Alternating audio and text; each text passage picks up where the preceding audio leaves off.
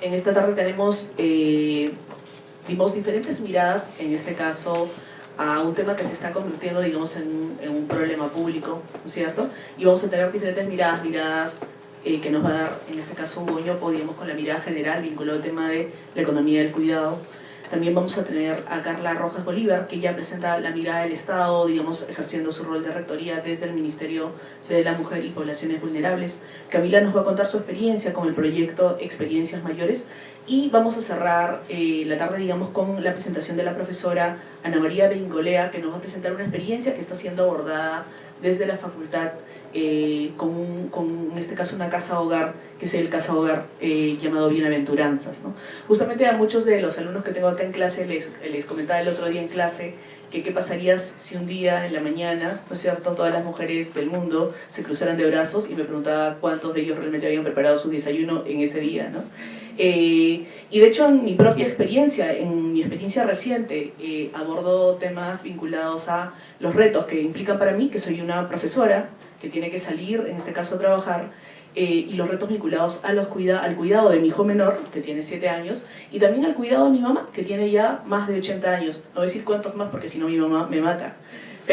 Y de hecho, todo esto tiene que ver mucho con, de pronto, de repente, un aspecto del cual todavía no terminamos de tener como discusiones más amplias, quizás en el país, que están siendo abordados por ciertas organizaciones, pero que de pronto que no es abordado todavía en muchos espacios, ¿no? Y es justamente el espacio de la economía del cuidado. Entonces vamos a, sin más, presentar a Hugo Ñopo. Hugo Ñopo es PhD en Economía por la Universidad de Northwestern. Él tiene además una maestría en Economía Matemática por el Instituto de Matemática Pura y Aplicada de Río de Janeiro, en Brasil, y 2 grados universitarios, uno en Matemáticas por la Universidad Católica del Perú y otro en Ingeniería de Sistemas por la Universidad Nacional de Ingeniería. Actualmente Hugo es investigador principal de GRADE, y desde ahí ha desarrollado estudios para el Banco Mundial, el Banco Interamericano de Desarrollo, UNESCO, el Programa de las Naciones Unidas y el Consorcio de Investigación Económica y Social. Le decía hace un rato a Hugo, además, que es un tuitero muy activo, ¿no?, en redes sociales, y al que muchos de nosotros siguen, ¿no?, y que además yo los animo a buscarlo y seguirlo en redes sociales. Entonces, vamos a, si les parece, plantear esta primera etapa más bien bajo la, como quieran que todos tienen exposición, bajo la lógica de presentaciones, y luego ya todos pasamos a la mesa para la etapa, digamos, de preguntas o comentarios, digamos, y reflexiones a sus exposiciones. ¿Listo, Hugo?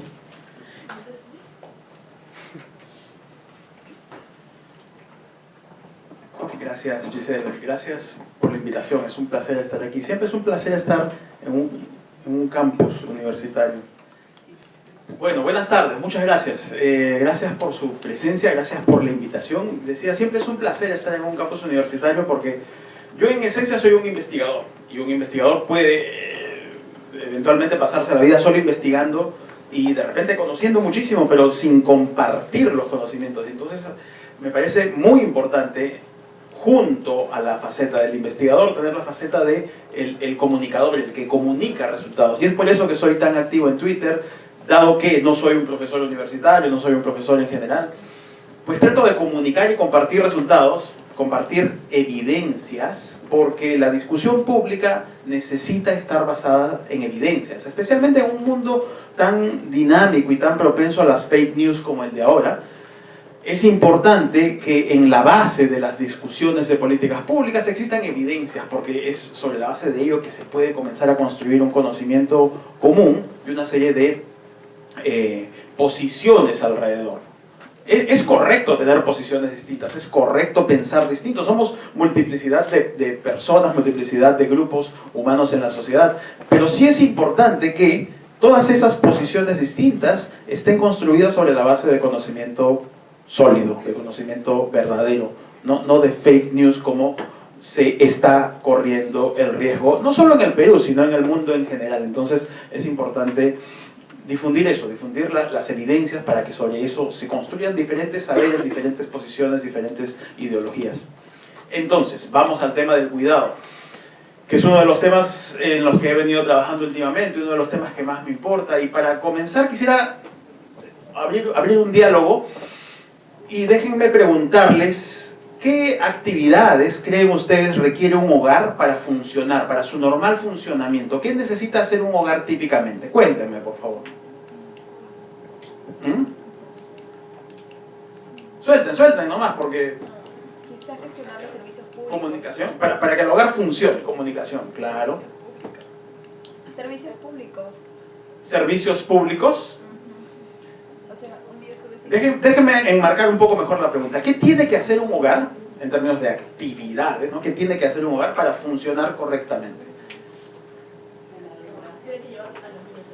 Llevar a los niños a la escuela, cocinar, tener la comida preparada y caliente dentro del hogar, tener acceso a los servicios públicos, criar a los niños. Nuevamente, actividades. Cuéntenme de las actividades. Quiero que se pongan en el mindset de pensar en lo que hay que hacer, las actividades que hay que hacer. presupuestar, por ejemplo, trabajar para tener los bienes económicos. Sentarse frente al laptop y hacer las cuentas del hogar, pagar todos los recibos que haya que pagar, cocinar, mantener la casa limpia, llevar a los chicos a la escuela, ayudarles en las tareas o en comprender las instrucciones que reciban de la escuela, impartir valores, actividades. Vamos a pensar en las actividades que hay que hacer. Entonces, conversar con los niños, dialogarles, leerles un cuento en la noche, hacerles dormir, ir a la reunión de padres de familia del colegio, llevarlos al médico cuando hace falta algún chequeo periódico o alguna emergencia, llevarlos al karate, al circo, a la música, a la natación, al ajedrez, you name it, ¿no? Pero pensemos más en las actividades. ¿Qué más actividades hay que hacer para que un hogar funcione? Si se malogró un caño, pues arreglarlo, ¿no? Porque si es sábado en la noche, solo queda arreglarlo, ¿no?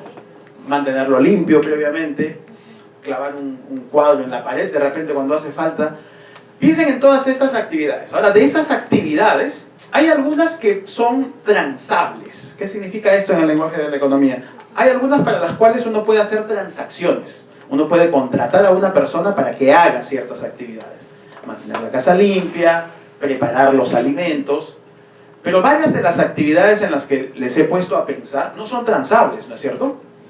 Podemos contratar a alguien para que le cuente los cuentos a los niños antes de hacerlos dormir, o alguien para que nos reemplace en la reunión de padres de familia, o alguien que nos reemplace frente al médico cuando le queremos contar los problemas, digamos, gastrointestinales del bebé o algo así. No.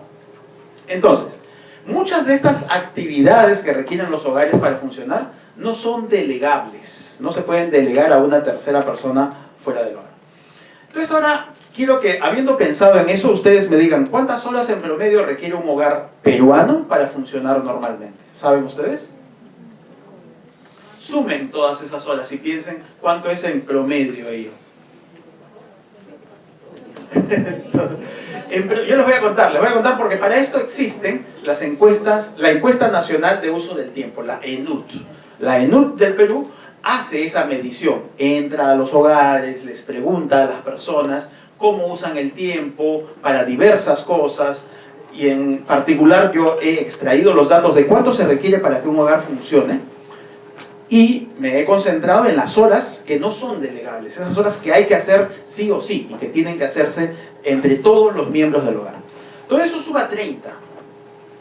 ¿Ya? Para que un hogar funcione, en una semana se le tiene que poner 30 horas de trabajo semanal, en promedio. Eso es lo que los peruanos hacemos.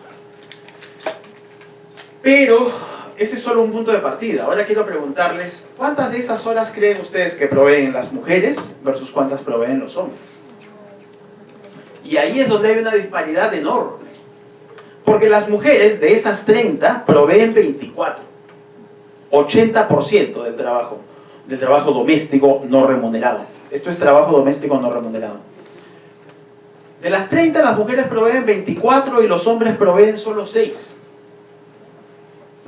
Entonces hay una disparidad de género bien marcada en la asignación de tareas, en la distribución de tareas al interior de los hogares.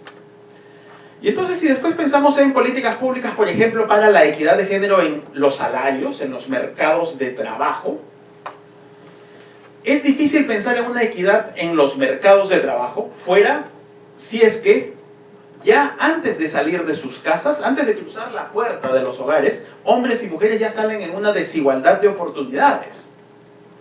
Y no pensemos solamente en el trabajo, pensemos también en la posibilidad de estudiar, en la posibilidad de hacer otras actividades. Entonces, antes de cruzar la puerta de sus hogares, hombres y mujeres ya han salido con una desigualdad de oportunidades bastante importante, bastante marcada, bastante clara. Por eso es que nos importa entonces la economía del cuidado. Y en algunos otros foros, cuando yo pongo estas estadísticas, después digo, y resulta que estos hogares a los que me estoy refiriendo son hogares representativos de nuestro país.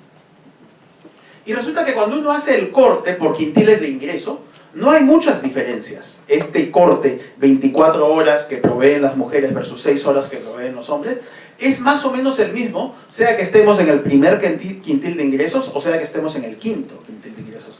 Pobres o ricos, la distribución de esto es más o menos la misma. Porque nuevamente estoy hablando de horas que no son delegables, horas para las cuales el dinero ya no importa, lo que importa es ponerle tiempo a las actividades del hogar. Y entonces aquí digo, bueno, esto sucede con nuestros hogares, esto sucede en nuestra cotidianeidad. Entonces parte de los problemas, de las inequidades de género que vemos allá afuera, y para las cuales de repente reclamamos políticas públicas y legislación que resuelva todo eso, aquí yo vengo y digo, no, un ratito. Parte importante de la solución está en nuestros hogares. Parte importante de la solución está en nosotros. Bueno, pero ese es otro camino que a veces sigo cuando doy este tipo de presentaciones. Volvamos al tema de la economía del cuidado y por qué nos importa. Entonces nos importa porque, en primer lugar, son muchísimas horas a la semana. Son 30 horas a la semana. Es casi una jornada laboral. Según los estándares de la OIT, 30 horas por semana es una jornada laboral. O sea, cada hogar, de papá, mamá, hijos, tía, abuelo o algo así, requiere que una persona esté entonces a tiempo completo dedicándose a todas estas actividades, haciendo la sumatoria de los tiempos. Entonces importa mucho y atrae muchísimos recursos humanos en este caso para el buen funcionamiento de los hogares, que es el punto de partida para el buen funcionamiento de múltiples otras cosas, ¿no? Y entonces por eso es que importa prestarle atención a la economía del cuidado. Es un segmento de la economía al cual se le presta muy poca atención porque precisamente no hay transacciones, no existen salarios, no hay flujos de dinero, pero económicamente importa mucho. Pese a que no haya flujos de dinero, importa muchísimo. Y no solamente económicamente importa, sino que también importa para las políticas públicas. Porque las políticas públicas que se diseñen con las mejores de las intenciones, de repente, leyes de equidad salarial en los mercados de trabajo muy bien intencionadas, al ignorar una realidad como esta, de la que les estoy hablando, de lo que sucede al interior de los hogares, están condenadas pues a la falla, a perder el objetivo.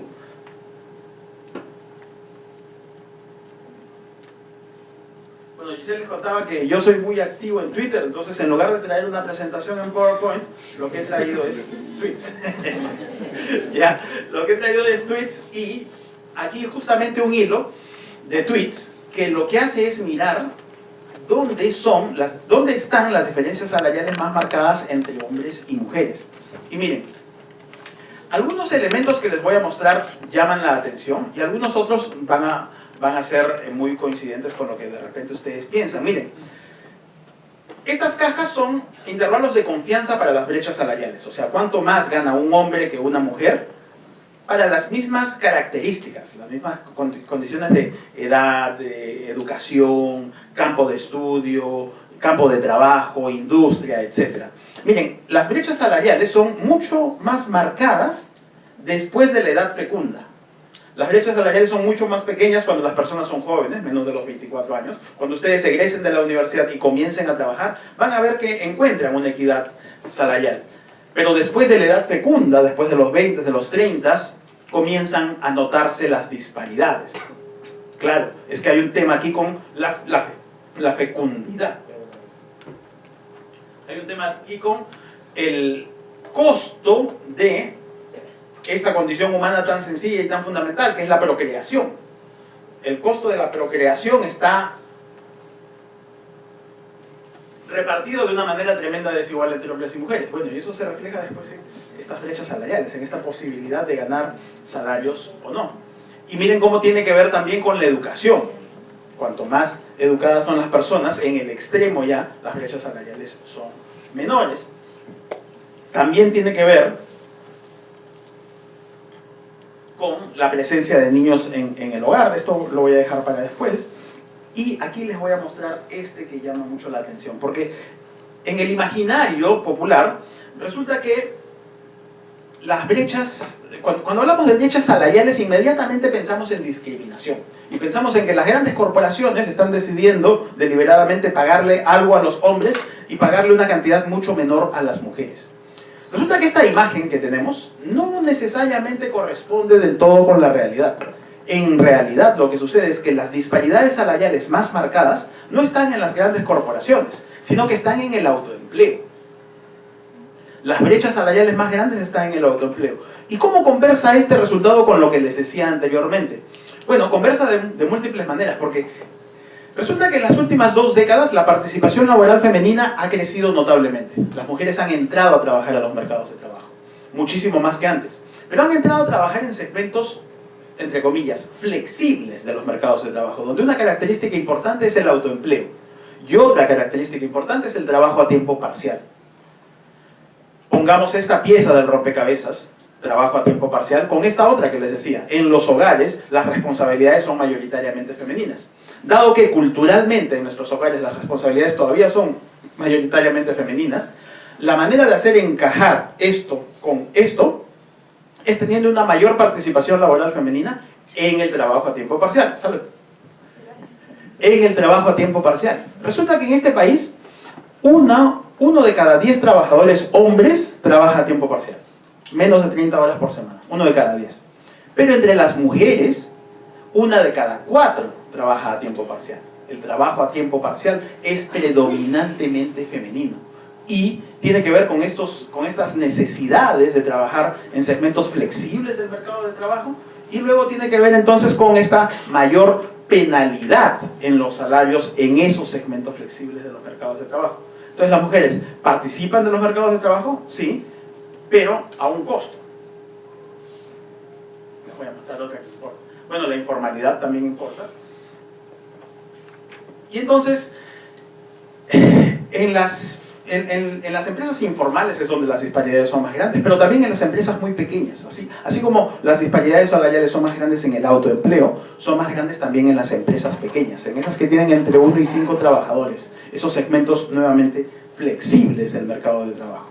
Resulta que las 2 características que mejor explican las brechas salariales son educación y el tiempo que las personas pueden dedicar al trabajo, este de aquí, que tiene que ver con lo que les decía del 24 versus 6. Y es por eso que es tan importante. Uno de los determinantes más marcados de las brechas salariales tiene que ver con la posibilidad de trabajar, el número de horas que las personas pueden trabajar.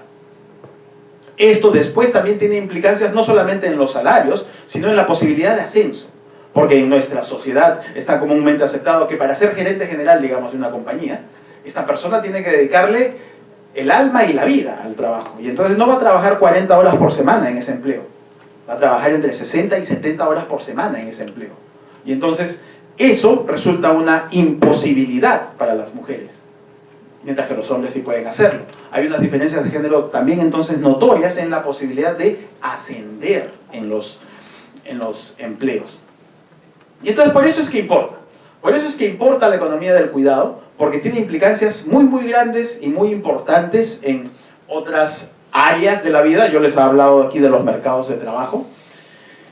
Y también cuando me refiero a estos temas, siempre trato de referirme de lo importante que es trabajar en la solución. Porque si gran parte del problema nos es tan cotidiano, y no nos es ajeno, sino que sucede en nuestros hogares, parte de la solución debería estar también en nosotros. Cuando parte del problema es cultural, tenemos simultáneamente buenas y malas noticias. La buena noticia es que la cultura es maleable, puede cambiar. La mala noticia es que no cambia inmediatamente. La cultura demora en cambiar. No va a ser en nuestra generación que esto suceda. Pero no por eso vamos a dejar de trabajar en ello. Tenemos que trabajar en ello desde ya, para que en futuras generaciones esto pueda estar mejor equilibrado. Y entonces, si es que hay que pensar en...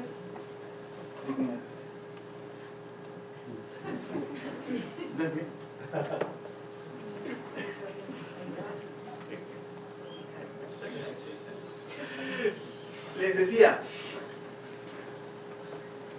gran parte del problema aquí es cultural, gran parte del problema está en nuestras casas, resolver eso está en nuestras manos, no va a ser inmediato, hay que trabajar en ello. Lamentablemente lo que estamos viendo es que dentro de nuestros hogares estos patrones no vienen cambiando, sino que si es que algo sucede es que esto viene perpetuándose. Porque ahora déjenme mostrarle qué es lo que está pasando con las horas que dedican a sus hogares los niños y jóvenes que viven dentro de sus hogares. Y cómo es que hay unas diferencias de género que se van marcando y ampliando dentro del ciclo de vida de las personas. Cuando jóvenes, hombres y mujeres, están en sus hogares alrededor de los 12 años, digamos, personas de 12, 13 años, las mujeres, las hijas, asignan un poquito más de tiempo a sus hogares que los hijos. Pero la diferencia es estadísticamente no significativa. De repente estas diferencias aquí son estadísticamente no significativas. Existen, pero son pequeñas. Pero conforme estas personas comienzan a crecer, se hacen más adolescentes, jóvenes adultos, que siguen viviendo dentro de los hogares de sus padres, resulta que las horas que los hijos dan a sus hogares en términos de trabajo doméstico se mantienen más o menos constantes. Si algo sucede, de repente disminuyen, pero muy poquito, estadísticamente no significativo. Pero lo que pasa con las mujeres es notorio. Cada vez más tienen que dedicarle más tiempo a sus hogares. Estas disparidades de género en la asignación del recurso humano, tiempo para el funcionamiento de los hogares, se abre en la juventud y se abre al interior de los hogares. Entonces ahí la llamada de alerta, la llamada de atención. Estas brechas se gestan al interior de nuestros hogares y si es que algo sucede es que ahí es donde aprendemos o aprenden todos estos hijos e hijas, hermanos y hermanas a perpetuarlas. Entonces ahí es donde también se encuentra parte de la solución y parte del reto, quebrar el ciclo intergeneracional de transmisión de esta cultura. Ahí es donde necesitamos trabajar. Muchas gracias.